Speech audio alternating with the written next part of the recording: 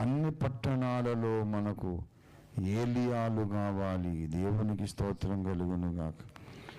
ఏలియా మొట్టమొదట ఏం చేశాడంటే ఆహాబు దగ్గరికి పోలే, యెజబెలును దగ్గరికి పోయి ఏం మాట్లాడలే.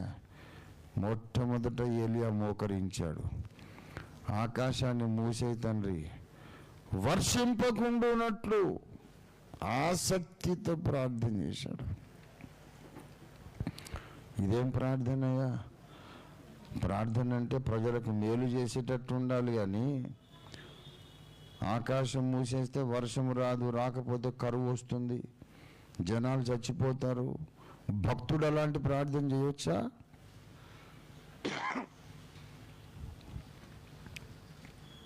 చేశాడు మరి ఏలియా. ఎందుకంటే ఆ రోజుల్లో దేశము సుభిక్షంగా ఉన్నది.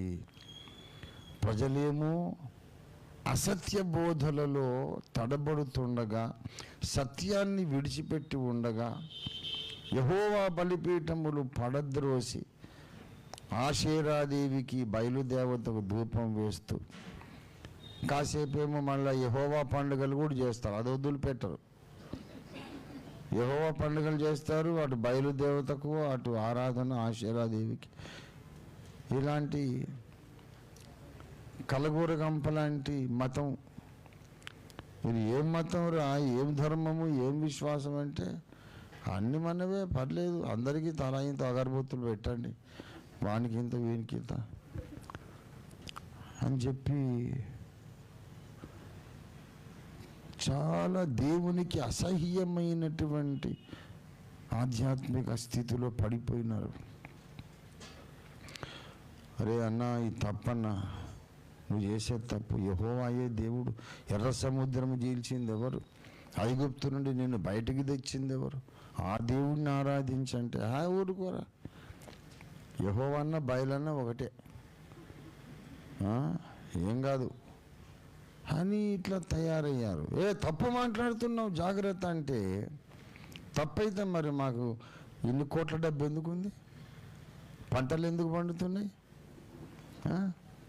చక్కగా పంటలు పండుతున్నాయి. సంవత్సరానికి అన్ని దేశాల కంటే మేము సమృద్ధిగా జీవిస్తున్నాం. దేవుడు దీవించకపోతే మాకు ఇంత ఐశ్వర్యం ఎందుకుంది?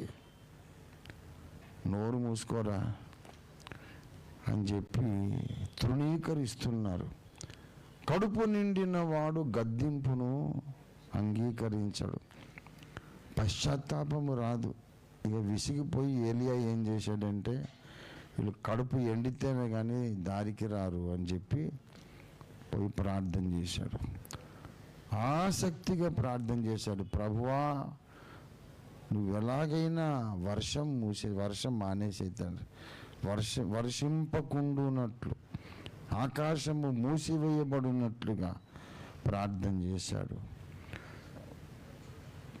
కొన్ని దినాలు, 1 గంట కాదు ప్రార్థన చేసింది, ఎన్ని దినాలు ప్రార్థన చేశాడో తెలియదు, కానీ చాలా రోజులు ప్రార్థన చేసి చేసి చేసి చేసి చేసి దేవుడు సరే అన్నదాకా ప్రార్థన చేశాడు. సరే పోరా, మళ్ళా నువ్వు ప్రార్థన చేసేదాకా నీ వర్షం రాని అని పొమ్మని. అప్పుడు వెళ్ళాడు ఆహాబు దగ్గరికి. వెళ్ళి అన్నాడు, ఎవని సన్నిధిని నేను నిలవబడుచున్నాను. ఎవని సన్నిధిని బాబు? ఆహాబు సన్నిధిని. ఆహాబు, నేను రాజుని కదా, రాజు సన్నిధిలో నిలబడ్డావు కదా. రాజు సన్నిధి కాదు ఇది, నేను ఎక్కడున్నాను అది యెహోవా సన్నిధి.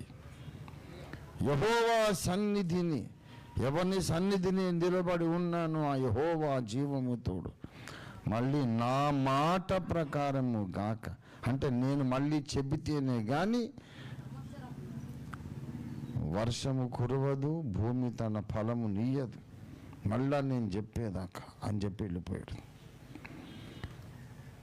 1 సంవత్సరం పంట పండలేదు, 2వ సంవత్సరం పంట పండలేదు, 3వ సంవత్సరం పంట పండలేదు. బయలుదేవత పూజలు జరుగుతూనే ఉన్నాయి, కానీ బయలుదేవత ఆశ్చర్య దేవత వర్షమునివ్వలేదు.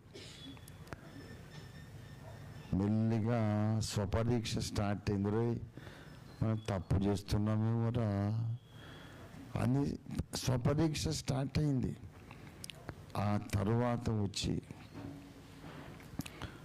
ప్రజలందరూ కర్మెలు కొండ దగ్గరికి రండి, బయలుదేవుడో యెహోవా నిజమైన దేవుడో పరీక్షిద్దాం రండి, అటో ఇటో తేల్చుకుందాం రండి. కాసేపు ఆ పూజ ఈ ప్రార్థన మీరు తడబాటు మంచిది కాదు. ఎన్నాళ్ళ వరకు మీరు రెండు తలంపుల మధ్య తడబడతారు? అటో ఇటో ఏక తలంపు కలిగి ఉండండి, రండి అని కర్మెలు కొండ దగ్గరికి పిలిచాడు. అలాగా క్రైస్తవ డినామినేషన్లన్నిటినీ ఇప్పుడు మనం కర్మెలు కొండ దగ్గరికి పిలవాలనే భారముతో మనం ప్రార్థన చేస్తున్నాం. అందుకే ఇది కర్మెలు ప్రార్థన, అందుకే దీని పేరు కర్మెలు ప్రార్థన. క్రైస్తవ డినామినేషన్స్ అన్నిటినీ కూడా కర్మెలు కొండ దగ్గరికి పిలిచి ఈనాటి ఏలియాలుగా మనం పిలుపునిస్తాం. ఏమని? ఎన్నాళ్ళ వరకు మీరు ఇన్ని వేల తలంపుల మధ్య తడబడుచుందురు. ఏది అపోస్తలిక బోధో మీరు గమనించి పరిశీలించి స్పష్టంగా మీరు తెలుసుకొని అపోస్తలులకు ఒక్కసారి అప్పగించబడ్డ బోధలోనికి రావాలి. ఇది ఎప్పుడు జరగాలి? కడబూర ధ్వనించక ముందు జరగాలి, యేసు రాకడక ముందు జరగాలి. అన్నిటికీ కుదురుబాటు జరిగితేనే తప్ప యేసు పరలోక వాసిగానే ఉంటాడు. అదొక ప్రత్యక్షత దేవుడు మనకిచ్చింది. ఆయన వచ్చి అన్ని సరి చేసుకుంటాడనే తప్పు. ఆయన వచ్చినాక సరి చేయడు, తీర్పు తీరుస్తాడు. యేసయ్య వచ్చేది జడ్జిమెంట్ ఇవ్వడానికి. నీ సిద్ధాంతం తప్పురా, నీది తప్పురా అని కరెక్షన్ చేయడానికి కాదు. కరెక్షన్ ముందే జరగాలి, ఆ తర్వాత ఆయన వస్తాడు. అన్నిటికీ కుదురుబాటు కాలములు వచ్చే వరకు యేసు పరలోకవాసిగానే ఉంటాడు. కాబట్టి సకల డినామినేషన్ల పెద్దలను కర్మెల కొండకు మనం పిలవాలి.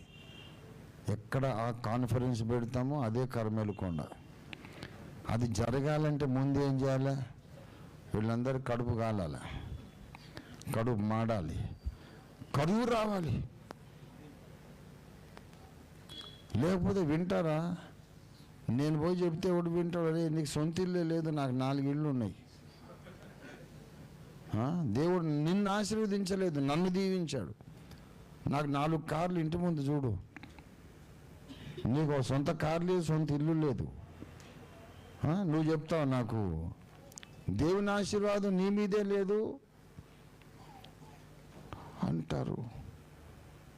గనుక ఈ బిషప్పులు, రెవరెండ్లు, డాక్టర్లు, పాస్టర్లు, సంస్థ నాయకులు ఒళ్ళు దగ్గర పెట్టుకొని ఆ ధనగర్వము వీడి మేము తప్పు చేస్తున్నామా ఒకవేళ అని ఆలోచనలు పడేటట్టుగా అవసరమైతే ఒక కరువైన దేవుడు రప్పించాలి.